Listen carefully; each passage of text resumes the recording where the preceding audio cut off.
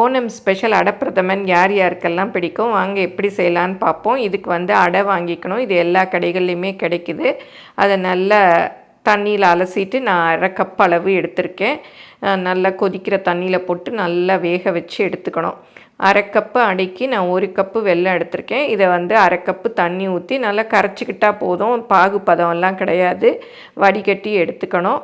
பாயாச உருளியில் நெய் ஊற்றிட்டு அதில் முந்திரி பருப்பு போட்டு நல்லா ப்ரௌன் கலராக வறுத்து எடுத்துக்கணும். அப்புறம் தேங்காயை பல்லாக நறுக்கிட்டு அதையும் நல்லா ப்ரௌன் கலர் ஆகிற வரையும் வறுத்து எடுத்துக்கணும். அதே நெய்யில் வேக வச்சு வச்சுருக்க அடையும் போட்டு நல்லா வதக்கிட்டு வடிகட்டி வச்சுருக்க வெள்ளைப்பாக ஊற்றிட்டு 2ஆம் தேங்காய் பாலையும் ஊற்றி ஏலக்காய் பொடி போட்டு நல்லா வேக விடணும்.